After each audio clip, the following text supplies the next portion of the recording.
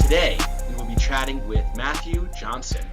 Dr. Johnson is the Susan Hill Ward Endowed Professor of Psychedelics at Johns Hopkins. Working with psychedelics since 2004, he has played a role in the modern-day revival of psychedelic research.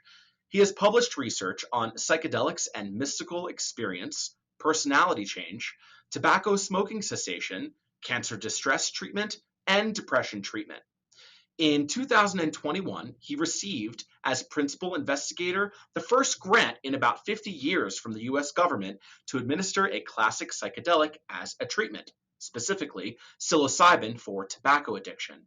He is also known for his expertise in behavioral economics, addiction, sexual risk behavior, and research with a wide variety of drug classes. He has been interviewed by Anderson Cooper on 60 Minutes, the New York Times, the Washington Post, the Wall Street Journal, CNN, NPR, Fox News, BBC, the Lex Fridman podcast, the Huberman Lab podcast, and was featured in Michael Pollan's book, How to Change Your Mind. With that, we welcome you. Oh, it's a pleasure to be here with you, Burton. And thank you for your time. Let's dive in right away. In 2014, you were the first to pioneer research with psilocybin and smoking cessation. The findings have been nothing short of astonishing. Can you tell us more about this groundbreaking research? Yeah, so, frankly, part of my motivation to move into that line of work was, I have a real foundation in understanding drugs broadly, and a good chunk of that is understanding, of course, addiction, because many drugs, not psilocybin and the other classic psychedelics, have addiction potential. And so I wanted to, as fascinated as I was about mystical experience and people claiming that experiences were extremely meaningful to them, I'm still fascinated by that. But as a behaviorist at heart, where I really wanted to take this work was where the rubber meets the road. Like, can we track hardcore behavior change? And not just self-report, but something that we can get biological verification with. And so you combine that interest with the fact that I'd been doing research about 10 years previous to that, going back to my early grad school days with smoking, tobacco and nicotine work more broadly, studying different aspects of it. And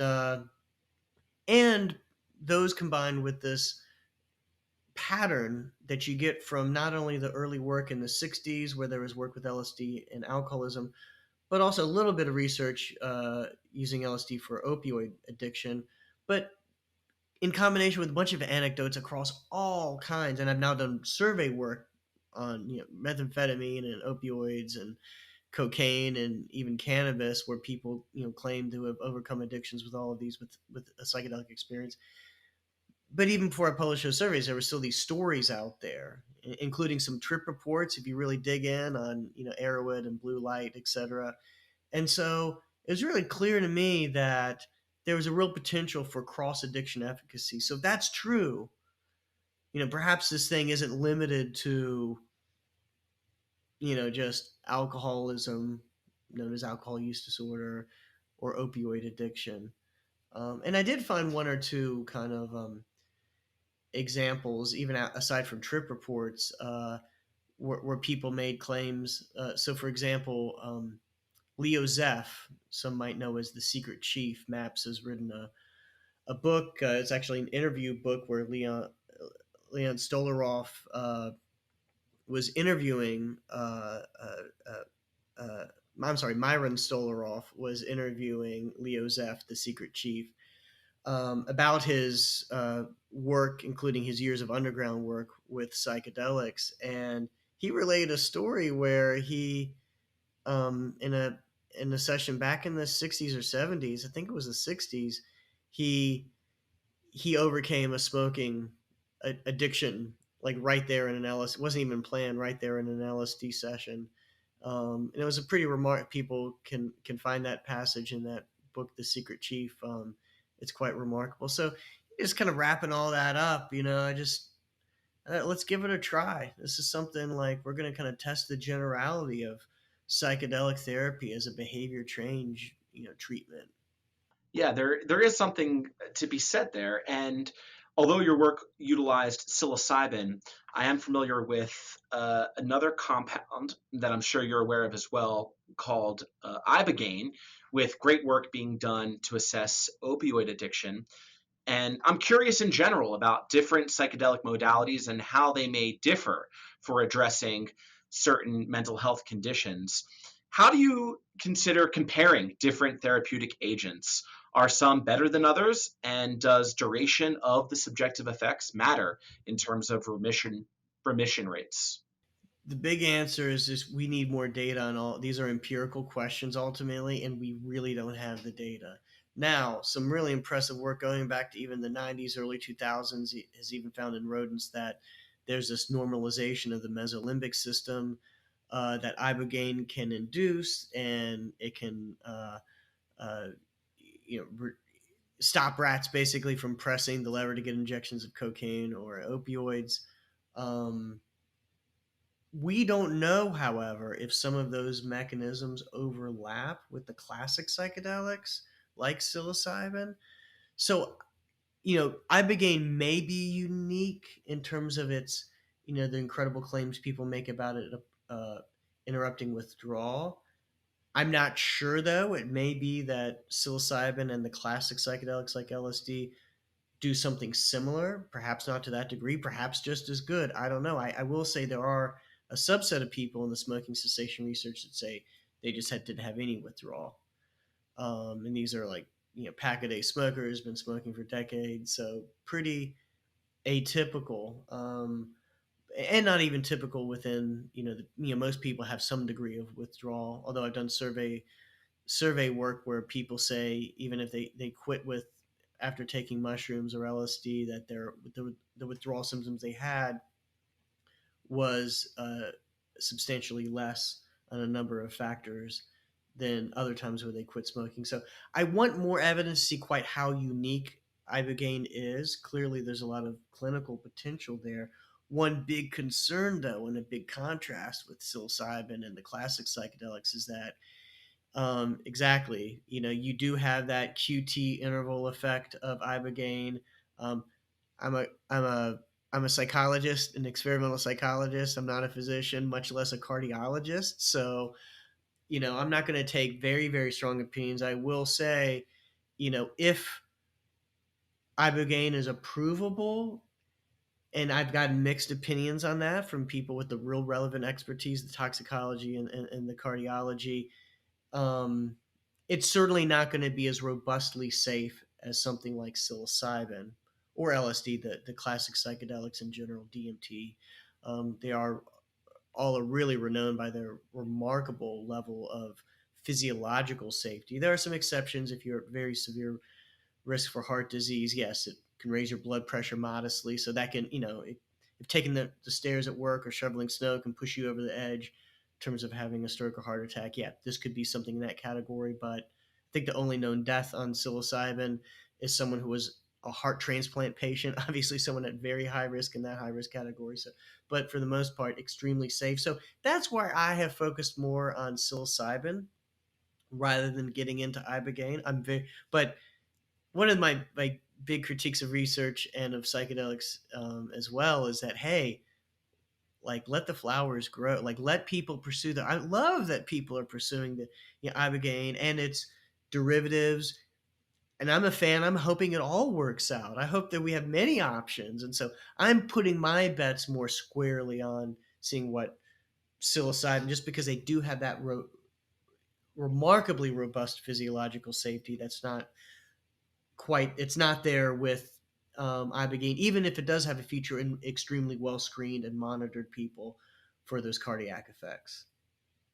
But yeah, like I think it might be unique, it might be not. Like we just need more research. Yeah. I agree with that, and I hear you wholeheartedly.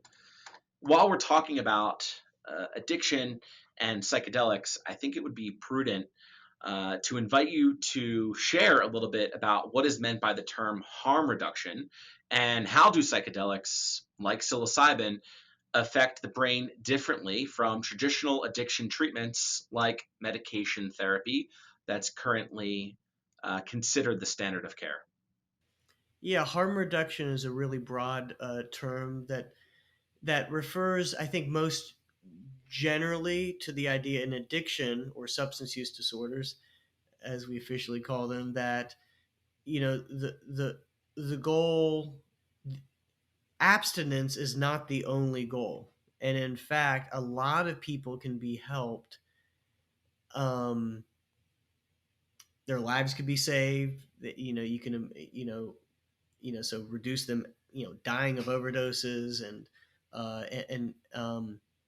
or of chronic effects such as like with tobacco smoking, um, and improve the quality of their life by measures that fall short of complete absence. So there's tons of examples. There's a whole spectrum. I mean, with the injectable drugs, simply providing people clean needles, putting in policies where like, hey, we're not going to put you in jail because you're trying to get it, you're addicted to opioids.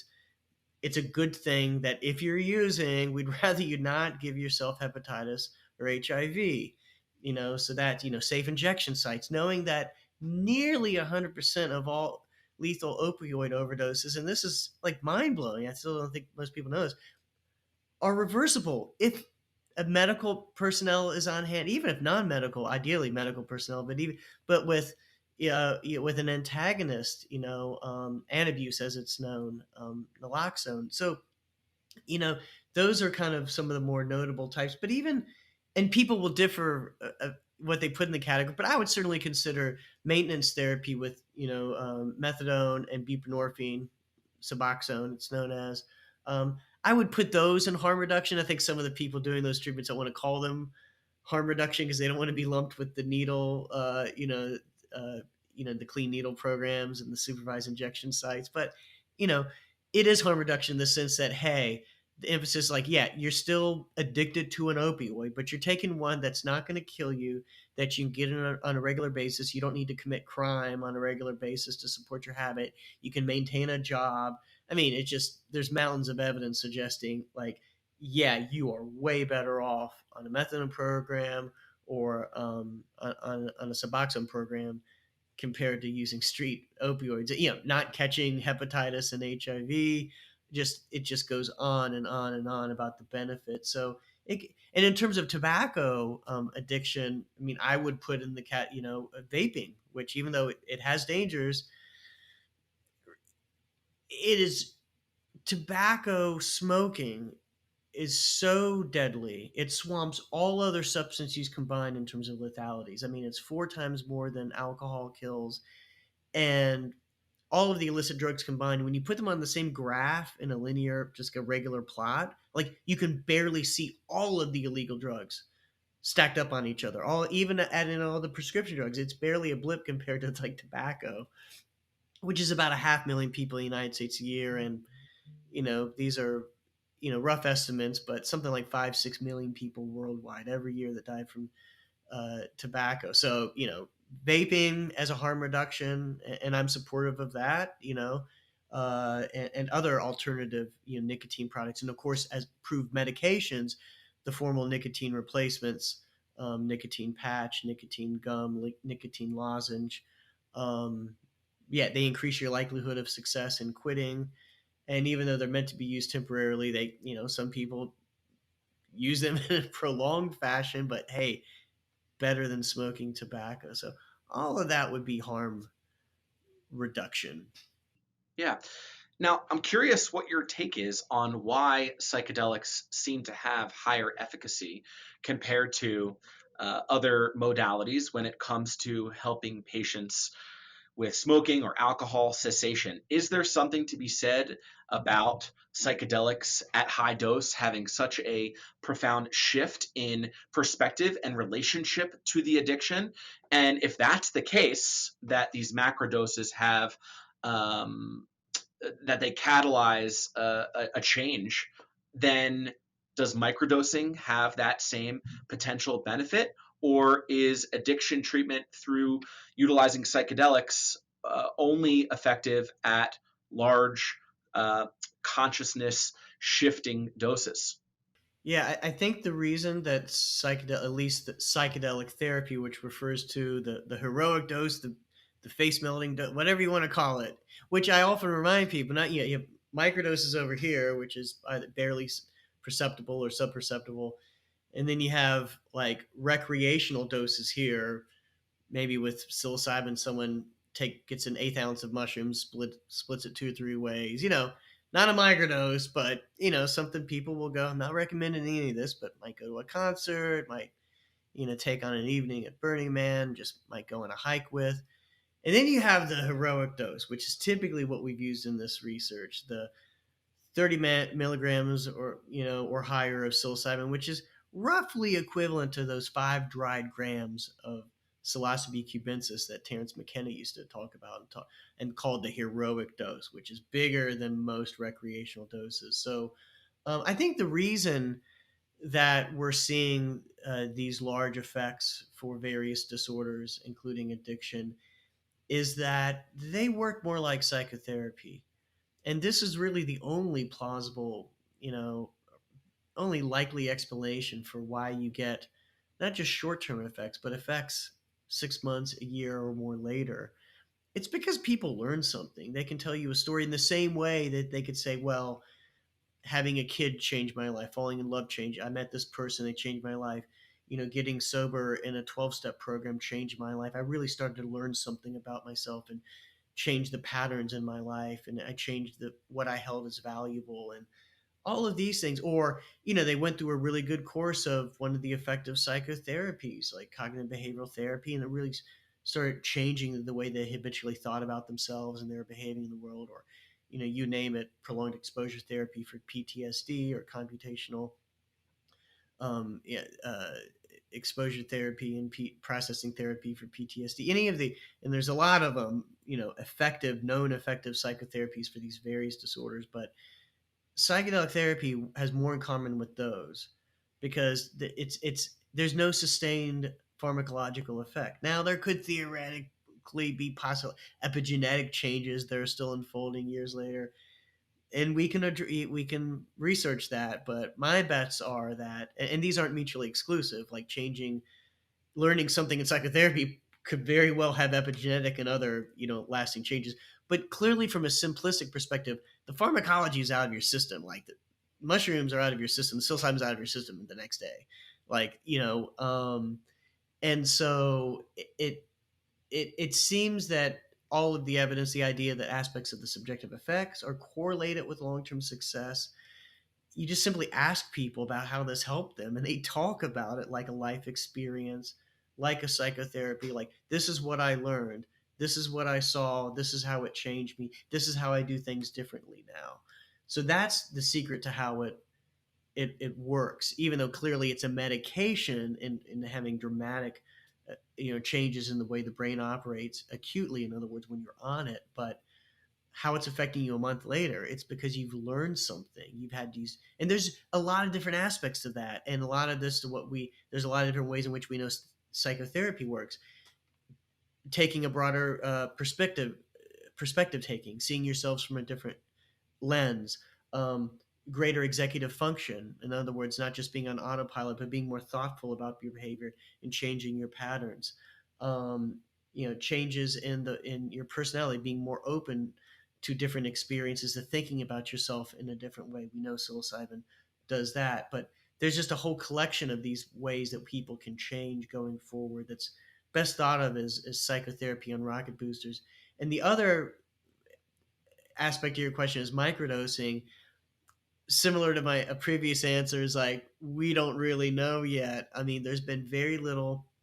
Most of the research with microdosing in the lab, and it's been very limited, but most has failed to find any hint that of the therapeutic or positive effects that people claim. A lot of caveats to that. These haven't typically been in therapeutic populations. The studies that have claimed some benefit have typically not been blinded, or and I would argue that these microdose effects are particularly susceptible because they're subtle in nature, as you could expect, particularly susceptible to a placebo effect. You're talking about, is your reaction on your score on a cognitive task, which is measured on the millisecond level. Is it slightly better? This type of thing. So far there really hasn't been any validation, but they've been studies in the lab. They haven't been, oh, take this for a month, like once every 4 days. There's all these different protocols out there, of course. They haven't largely been done. Some work has been done like that, mainly looking at safety. So we'll just have to see. I would say if there is a future there, my greatest interests are in the kind of the high dose effects, because that's kind of the exciting thing. Like, if psychedelics in more of a chronic fashion have they're going to be more like traditional, which isn't a bad thing. It's like they're more like a traditional psychiatric medication in terms of treating symptoms on an ongoing basis. And I'm a big fan of not disparaging traditional treatments. Like, I want to have more options than fewer options. And so I'm a fan of that work. Just like I said with Ibogaine, I'm really glad people are pushing the pedal to the metal, and I may do some of microdosing work at some point, but it's not on the top of my priority list because I see so much exciting potential from the high dose therapy, which really is more paradigm shifting in the way it works, and being more like psychotherapy. And like, you have 1 or 2 sessions and then you see effects on behavior, changes in people's lives a year later. Like, that's kind of what really captures my attention. Yeah, that truly is a paradigm shift. And I like that you underscored that these higher doses allow for many people to have such transformative and even life changing experiences facilitated by psychedelic medicine. I'm also aware of you using the phrase gravity of agency, which is such a profound and poetic concept. Can you please elaborate for our listeners what you mean by this?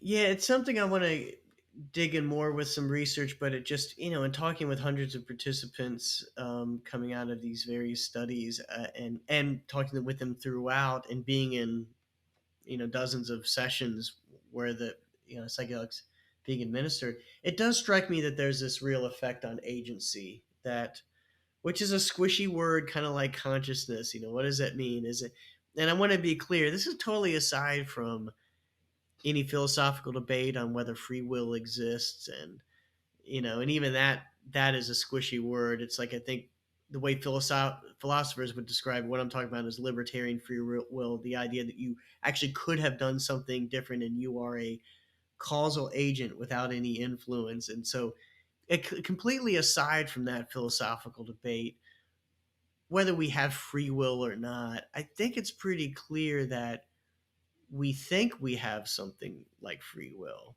And it may be that, even if that's illusory, that phenomenon has served an evolutionary advantage and has been selected. Why else would pretty much everyone on the planet like talk and act like they do have free will?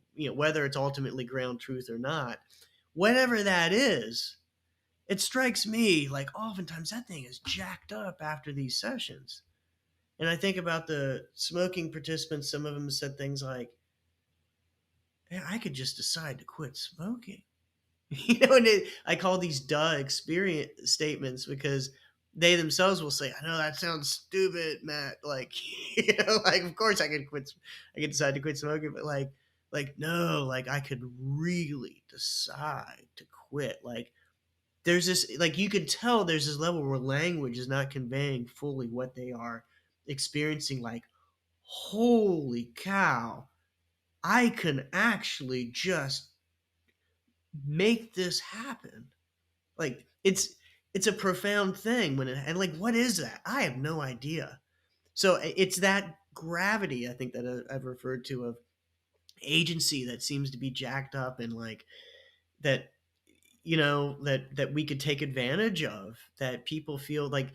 And it's incidentally one of the reasons I think, like, why psychedelics are, they're attracted to people of many different persuasions, including, I often half joke that, like, support for psychedelic medicine is one of the only truly bipartisan issues in politics these days. But something that, like, I think is more attractive, and there's been plenty of research on this, different personality types attracted to different political persuasions, but that sense of like self-reliance, and the idea that, like, this isn't an easy fix, you're doing your own heavy lifting, that's something that's very attractive to conservative leaning folks, the idea that like, no, it's on you. I mean, you talk to someone, they come out of a heavy session, and it's not about these problems have become easy. It's like they are feeling the weight of their life on them. And they feel when it works well, they feel inspired to make something happen, to right the ship. So yeah, that's some of what I mean about, the gravity of agency. Yeah. And these duh moments that you invoke, there is something to be said about the juxtaposition between knowing something in your head and having a cerebral conceptualization or intellectualization compared to feeling something emotionally in your bones and in your heart that helps patients make things click. And there are a couple other phrases or terminology that you have been quoted as using. So I'm hopeful we can clarify those a bit further too, starting with asking you to describe what you mean by the incongruency effect and how that relates to reports of people dealing with cravings in a much more mindful way. Yeah, it's an effect that we've picked up. We'll see if it holds up on the final sample, but in this in a preliminary analysis have found it in the smoking cessation work in this 82-person study where we're randomizing people to quit smoking with the nicotine patch, standard patch treatment that you get over the counter, versus one psilocybin session, both with the same sort of talk therapy that's pretty standard for helping people quit smoking. And the day after people quit, we have noticed that the people who quit with nicotine, with psilocybin, are significantly better in performing at this. It's a cognitive task called the oddball task. Basically, it's one of those tasks like the Stroop task. If anyone, I won't describe it fully, but if anyone's had psychology courses, where you have to override this like natural inclination. You want to do one thing, but it's kind of difficult, and you got to force yourself and be very mindful to do another, override a prepotent response.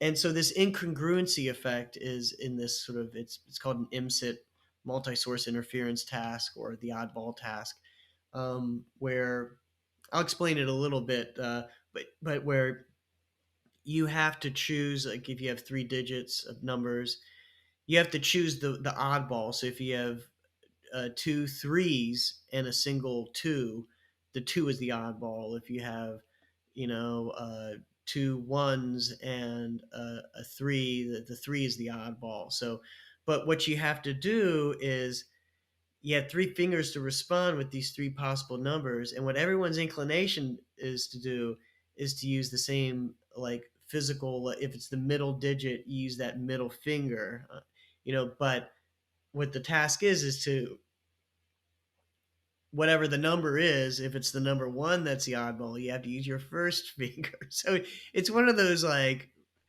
it reminds you of your human fallibility. Just like if someone's on the Stroop task, and you've got to like say what the color is rather than what the words say. Like when the word green is in red color, like you have this interference part of your brain with this kind of automatic response wants to do one thing, and you have that like, and you can feel yourself slowing down and doing it. So anyway, people were significantly better at that and less tripped up, pun intended, by the incongruent trials where there is that interference, because some of the trials on the task are there is no difference. Like one is the oddball, and it's also that one is in the first position. So it's a congruent trial, and the way you analyze the task is subtracting congruent from incongruent trials. But handling that incongruency was substantially better. That's where we got the improvement, not on the congruent tasks. So in other words, people were less tripped up by that conflicting information. What do I do? And so it's going to slow me down. Now, extrapolating a little bit here, but that may be like what I hear more clinically when people say, yeah, I'm handling my cravings better. Like with one participant, I love this example. I've used it before. He says, it's like they used to come at me, and man, my hand would be in my pocket for the cigarettes. And if there's no cigarettes there, I'd be driving into the next 7-Eleven to buy a pack. But he's like, now I'm like in the movie The Matrix, and I'm Neo, and those cravings are like the bullets, but I'm in that slow motion kind of like world where I have that superpower. I could slow everything down. And now it's like, oh yeah, there's a craving coming. That's okay. I quit smoking a few days ago. I can handle that. Let me just move out of the way, let that bullet go by, and I'm fine. Rather than falling prey to this insidious little thing that pops up, this little thought, or maybe you smell something, someone else smoking, you see something that reminds you, these cues. Um, and so, like, yeah, perhaps that's a signal of how people are more, you could say, more mindful. They're, there's more top-down control. There's more agency, perhaps. So, yeah, we'll see. It's something ripe for more research. I love that. Yeah, the analogy of the Matrix and being able to slow down into bullet time as a correlation for mindfulness is a articulate and beautiful one, to say the least. Yeah, and There's I can't claim credit. That was he was actually a physician himself, a pediatric surgeon, a brilliant man who was a that was his description. Who was the participant in the study? very cool.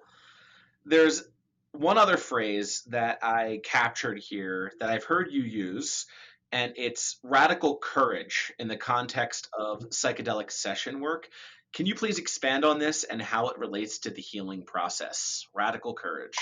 Well, it relates to what I got into a little earlier. That like, yeah, people are doing their own psychological heavy lifting, and some people that don't understand this treatment, they might think, oh, well, it's easy not to smoke when you're tripping out every day. Well, first of all, it's not tripping out every day. Like you have, one or a few sessions supervised and and then we're seeing these effects much later, months later.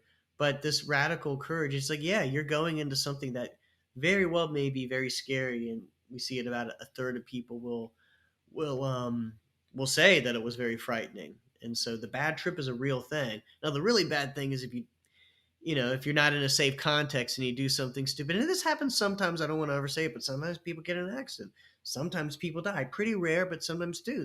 They take a big dose of mushrooms or LSD and they're and not the safest setting, and they're intoxicated in public and something bad happens. That's the really bad thing. Thankfully, someone's in a safe environment, and they're prepared for the experience, or even reducing the amount of potential paranoia that can happen. But because they're with the people that they had trained with, that prepared them. But nonetheless, it could be very scary, and it's like that could take many forms. That could take just sort of this like naked, like, what the hell is happening? I don't know what this is like. I feel like I'm losing my mind. Stop this. I didn't know it was going to be like this. This isn't good. Like, stop, stop, stop. This is sort of this like scared animal level of like, you can't even explain it, but like, get me off this thing. Um, or something very more specific, like reliving past trauma, which you see, for sure. Even if you come in to just quit smoking, it's like, yeah, you can revisit. And I'm not talking about recovered memory type stuff, which that's a whole other conversation. But like, and I'm skeptical about that in general, and whether it happens. I haven't seen a convincing case of it. But talking about stuff, just stuff that they were aware of, but they never processed, they never saw a professional, and they've kind of swept it under the rug, and then it just comes landing, like a million pounds on them. And then it can be a good opportunity. Then they can, see resolution of those things, by talking about it and using the same principles that we know help with traumatic experience and PTSD treatment, for example. So it could take that. It could be looking at your own demons, those aspects of that we all have that are just hard to, like, we have a dark side and we've done things we regret, and we're all ultimately dirty animals. It's like, I mean, we've crawled out of the dirt. Like, we have what Jung would call it, the shadow. Use whatever framework you want, but like, yeah, like any person that's honest and has lived long enough knows that there's some dark stuff in all of us, and that could be a source of some of this difficulty. And so, yeah, it can be really tough. And again, with whatever you're there to change, like, ultimately it's on you. If you're going to try to quit smoking or start really changing the way you think about yourself in depression, or how you're orienting towards cancer, it's like the heavy lifting is on you. Like, and this just kind of like, it does the exact opposite of what you might think of. Well, it kind of numbs you out, and like what a lot of drugs get nothing against them. Sometimes that's what's needed, but this does the exact opposite. It's like, no, we're going to take the problems and put them in laser focus in front of your face, where you psychologically, there is no hiding from it. Like, this is in the person's own psyche seems to, and there's a lot to figure out how in the world this happens, but there does seem to be, maybe it is the lowering of the psychoanalytic defense mechanism, something like that, but just this like self honesty where it's like, whoa, like this is tough to deal. Like, I need to take care of my stuff. Like, and then, but that's so compelling that they hold on to that. So that all of that takes radical courage to take the risk that it could be frightening. You could think that you're going to die, even if it's physiologically safe and you're in a safe environment. Tell that to the person that, like, sometimes a person could genuinely think like, I feel like my heart's going to rip out of my chest. Like, this is like nothing I've ever knew was possible. Like, this is so frightening. And then to have to encourage them to relax into it, all of that takes a lot of courage. Facing your problems takes courage. The same way that, I mean, again, it's intense psychotherapy, so that takes courage. Yeah, well said. And I hear you invoking safety considerations when using psychedelics in addiction treatment. And we ought to recognize that psychedelics are not for everyone. So, in the clinical setting, how do you protocolize mitigating potential risks and minimizing the odds of a quote unquote bad trip? How do you navigate safety considerations in general? Kind of two big, well, I'd say three big overall categories. One, screening.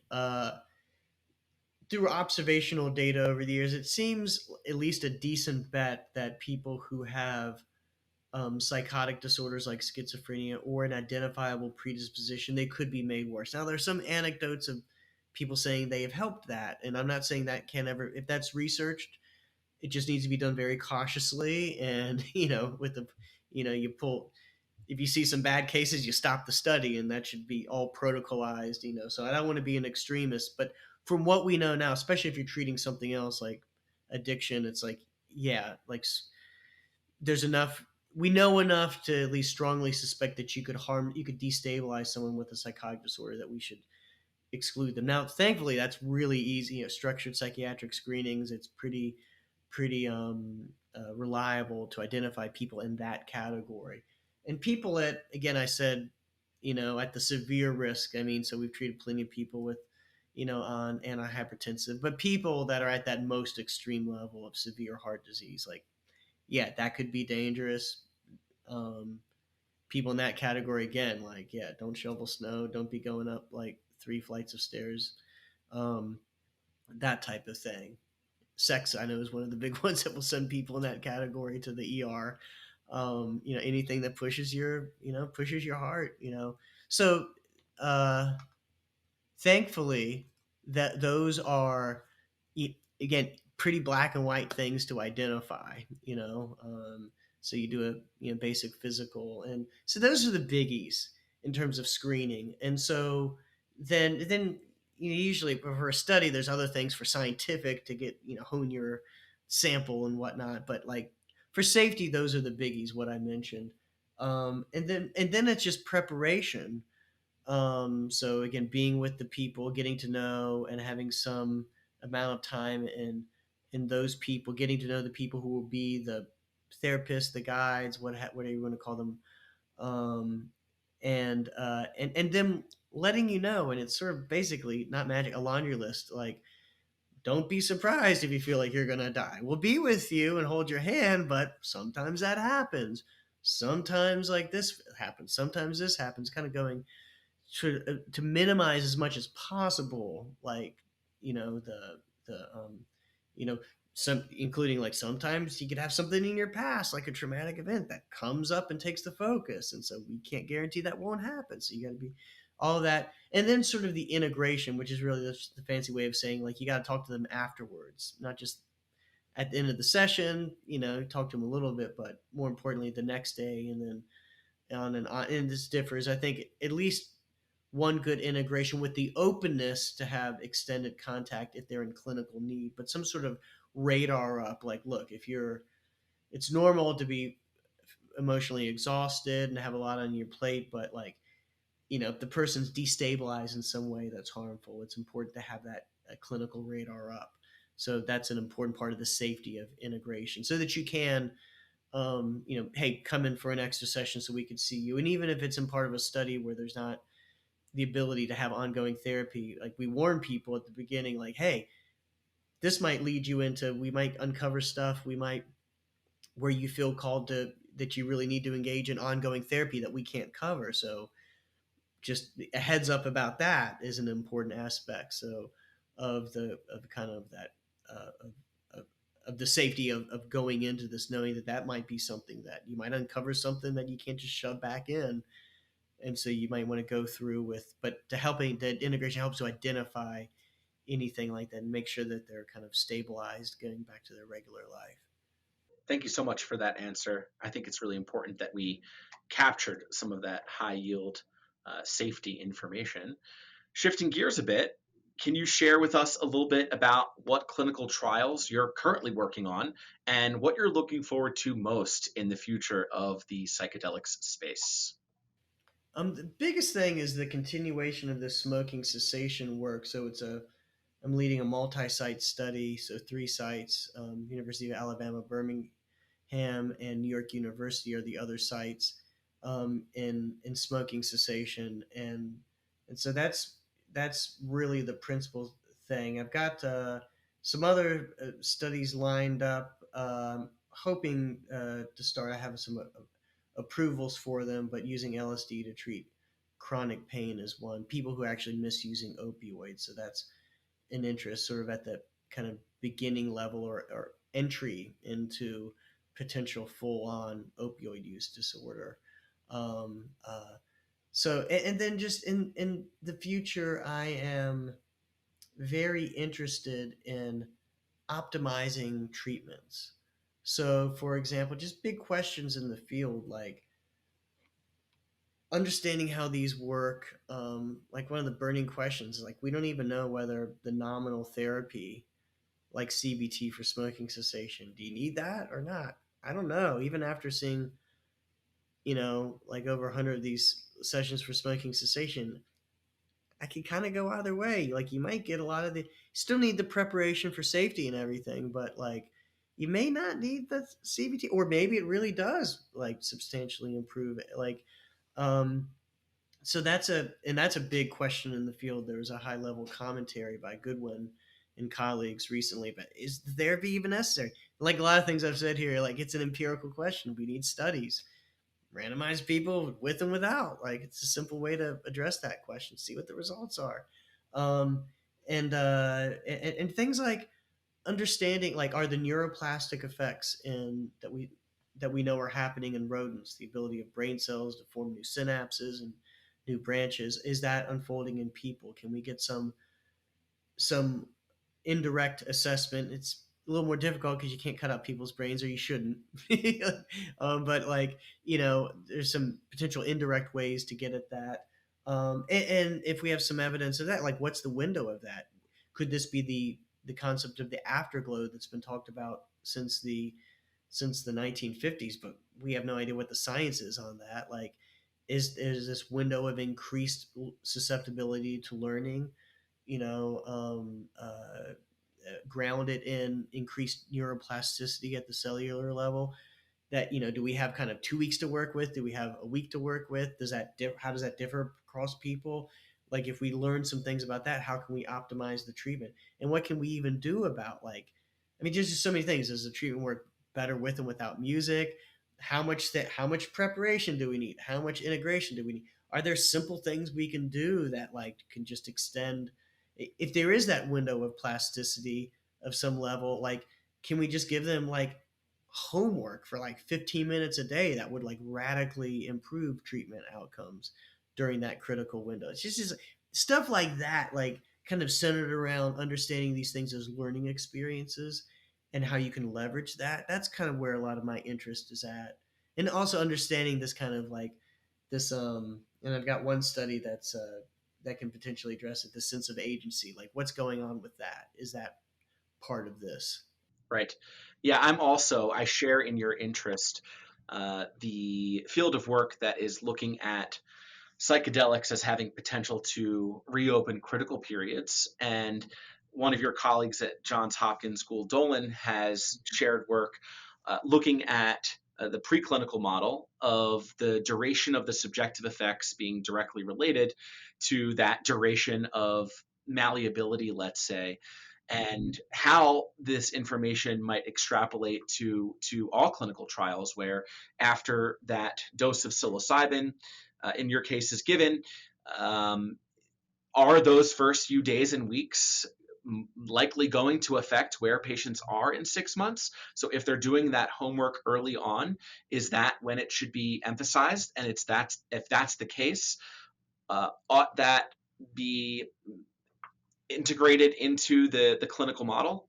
Yeah, exactly. Yeah. And we need experiments kind of wrapped around all of those questions because there could be the case that adding some sort of homework on probably especially something that already has some empirical basis like there's a number of things that could be done that have some evidence base, but you know that probably has some effect by itself, but you need complex designs like full factorials, like we need psilocybin versus not having psilocybin, and we need the homework versus not having homework so that we could like disentangle, okay, this is how much of the benefit you get from just psilocybin alone, this is how much you get when you add the homework onto it versus not, and you know and then getting even more complex is like, okay, if the homework is helpful, how much? Now we can say like, okay, now we get a half hour a day versus 15 minutes. I'm just making all this up, but like that's where we're at as a field. Like we have no idea about any, like we're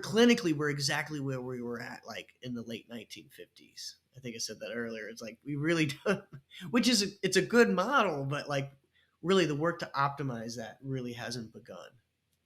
It makes me wonder, as you're designing studies and trial design, how is it that you can randomize patients to the non-psilocybin group without them being able to know it or appreciate it, given the effects can be so striking? And then a follow-up to that is, now that we have mounting evidence to support the potential benefit of psychedelics, isn't there maybe an ethical quandary of withholding potential treatment to patients that could benefit if they are randomized to the non-intervention group?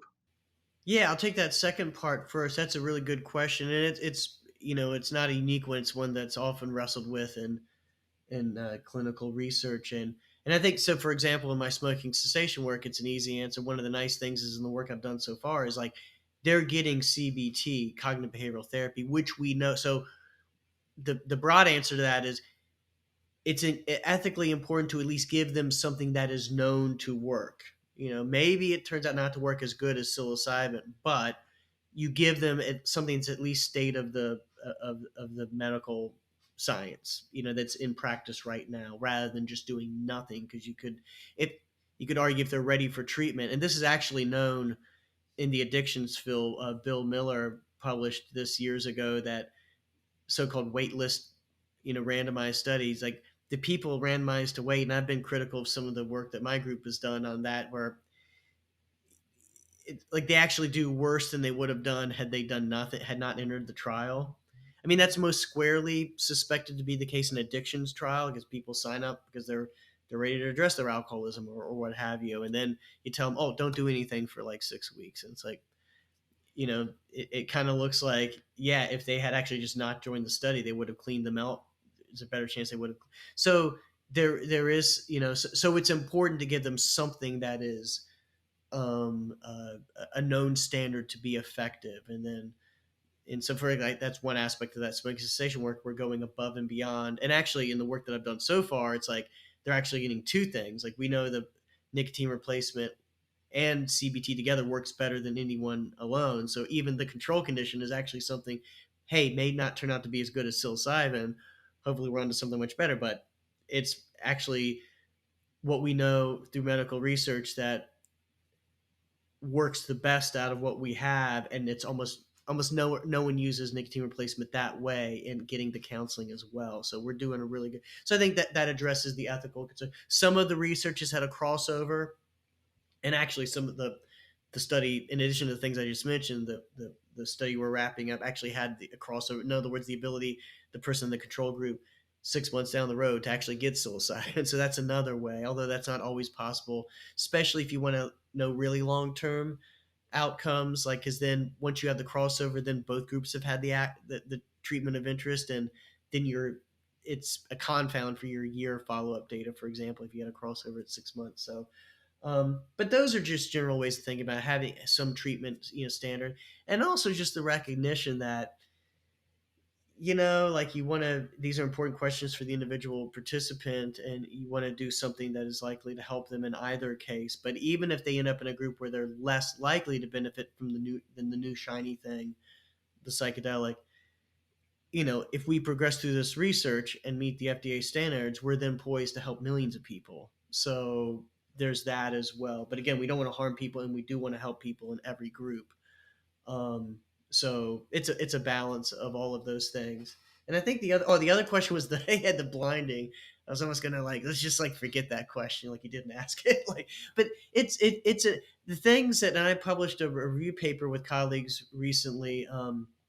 Systematically reviewing all of the control conditions in psychedelic research, and basically there's been an abysmal job even reporting the blind. And I'll admit I've been too influenced by others, and I want to do a better job. And too much of this mentality, oh, if we ask people what they think they got, it's not going to look, the data aren't going to look good, because most people are, not everyone, but most people are going to correctly guess. And so it's we need to get past that.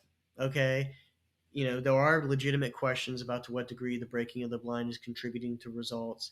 So we need to collect the data. But then you can also do things like, okay, is the likelihood of correctly guessing through the blinded condition, is that we could do correlative analyses to suggest, to address the degree to which that contributed to efficacy. So you can do post hoc statistical things with that information to at least bring it to bear, to at least somewhat address. And just the big question is the most important answer, I think, is zooming out. It's actually the reason that after my successful pilot with smoking cessation, the reason I went forward with a comparison to nicotine patch without blinding. In other words, you're getting a psilocybin session, or you're getting nicotine patch treatment, is because to me that's actually the more important, because this is more like a psychotherapy, as I said earlier. That's the state of the science for psychotherapies. We've got dozens of very effective, and many times more effective than medication, for psychiatric disorders, especially with anxiety disorders. Like a lot of effective psychotherapies, all of that science is not based, there's no blinding possible. So it's based on what you call randomized comparative efficacy. We randomize you to either a known standard that works to some degree, or to, and you're willing to do both, or to the shiny new things that might work better, might be worse, might be somewhere in the middle, who knows. But to me, that's the best. I mean, you do want to know, you need both, and there's no perfect study. There's always pluses and minuses of any experimental design. For better or worse, FDA needs the blinded research for approval, but that's not the only type. For me as a scientist, I want both types of studies, because if I don't see it head to head compared to a known standard, then it's maybe it was all driven by the blind. How exciting this is if I can't double the success rate of something that's already out there with pretty, it works better than placebo, like nicotine replacement, but 80% of people aren't helped long term. It's so you might have a 20% success rate compared to the placebo, which is 10% success. But the big story is the vast majority of people are not successful long term. If you could substantially increase that, that's the real answer. So you just need to you need different types of studies. And if it looks good through all those different lenses, even though there's limitations to any particular study design, if it looks good through all those lenses, then you're more likely to be onto something. And it's also important to realize, when, as certainly when something's in clinical practice in the real world, you're actually hoping for, you always have a placebo effect. You want a placebo effect. Now, we don't want people to sell snake oil either, like what happened 100 years ago. And I'm glad we had the FDA to make sure you just can't make up any fool claim.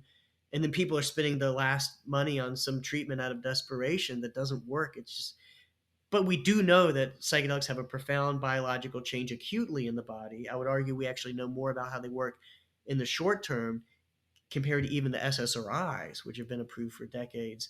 So, but nonetheless, we still need blinded work, but it just through looking at all the different types of research and taking it all into account. And if they're all pointing in the same direction, saying we get really good results with psychedelics, then then we're on to something.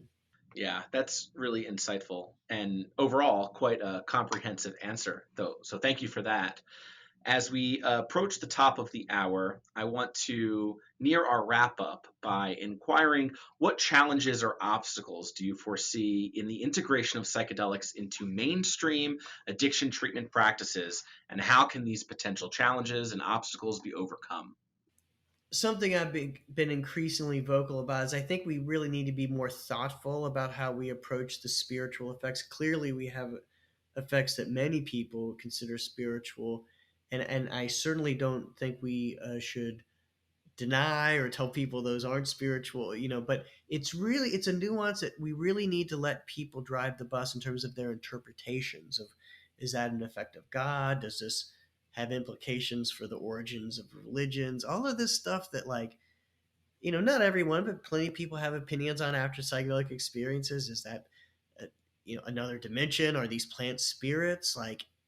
Any I tell people, if any opinion on questions like that, my PhD is worthless. Like, your opinion as a human being is just as valuable on those big metaphysical questions as mine.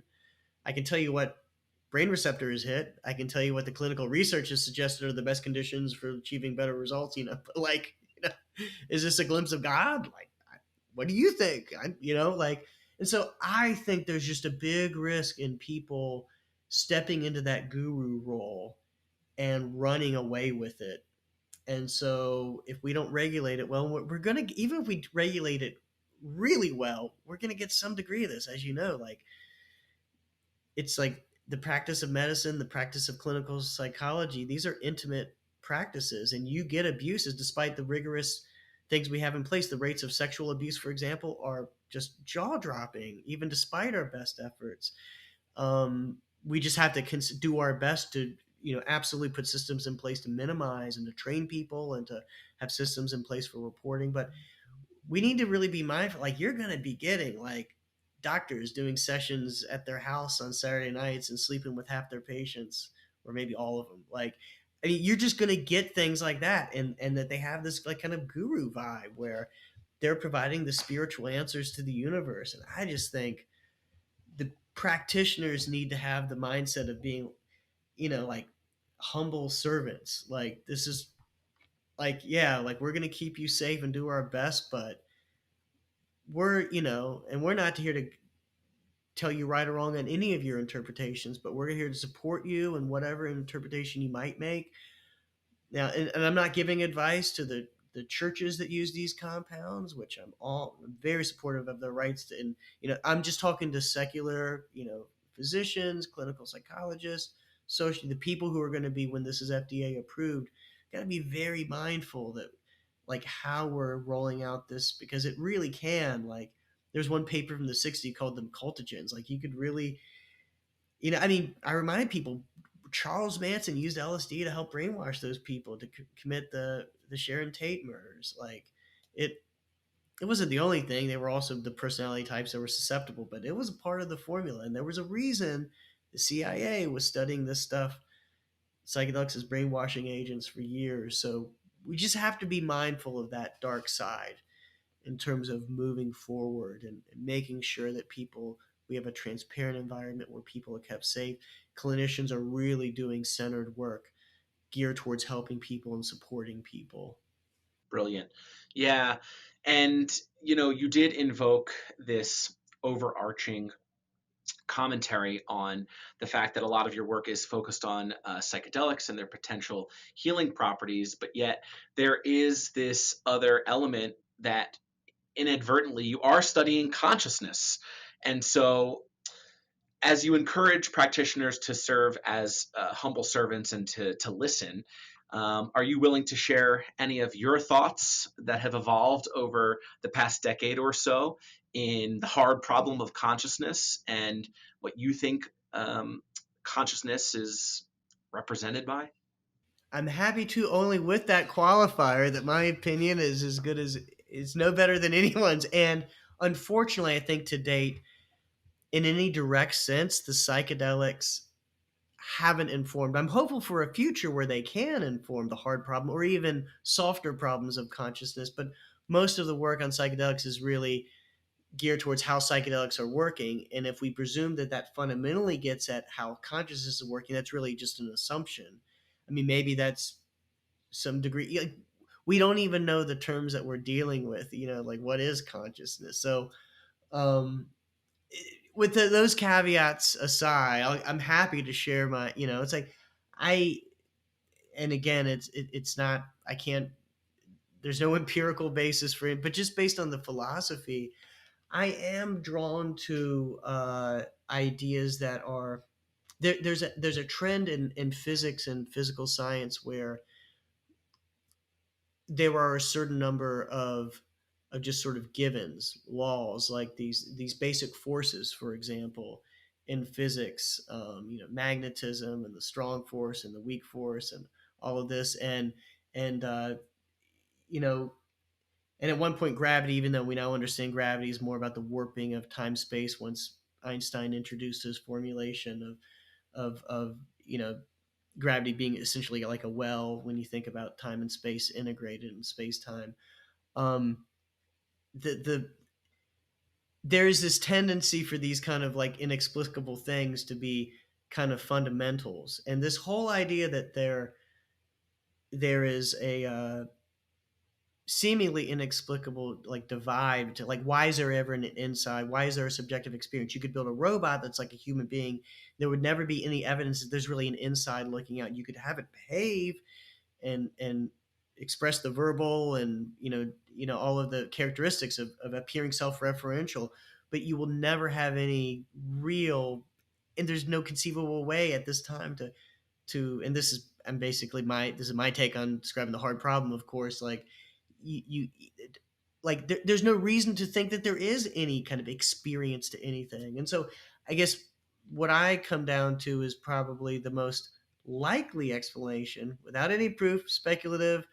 I think it's actually, it more easily passes Occam's razor if there is something to subjectivity, and not defined as just obviously if there's something like this, we're a highly processed version of it, but the experience of it sounds woo woo, but isness of not just interacting with other things, but of the what it's like to be, to exist itself. There is an experience to, and I don't know if this relates to just to particles or to time space, as I'm but at some fundamental level, there's this experience of, there's an experience, not like the human experience, but maybe what we have is this, through that material or these interactions in time space, that what we are is this highly derivative form of that.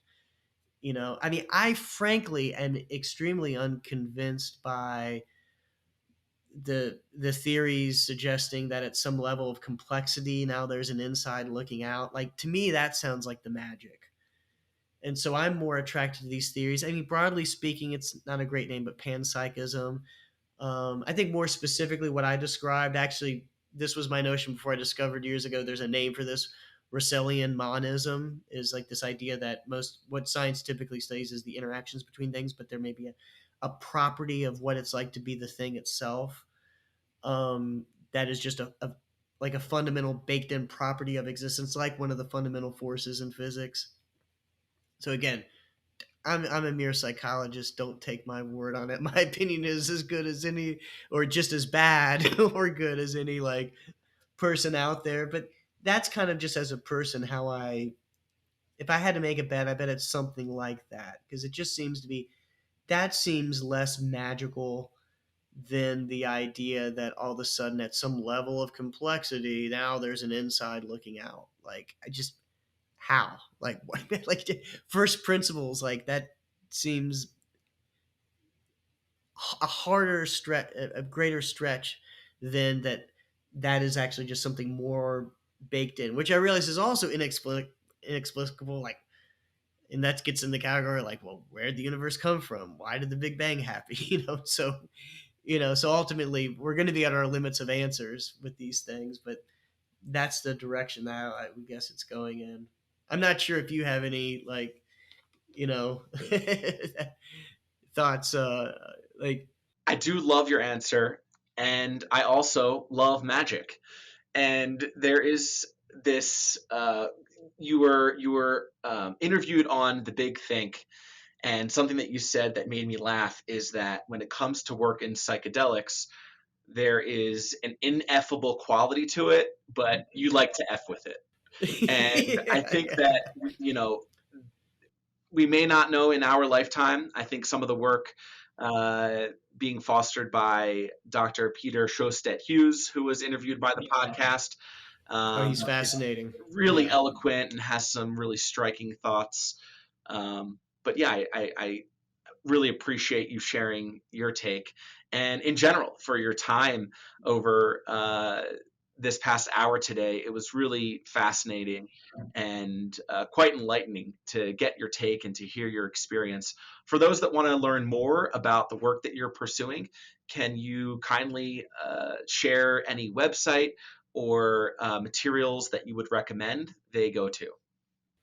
Probably the best thing now is my Twitter, or X as they call it, drug underscore researcher. Um, yeah, got some.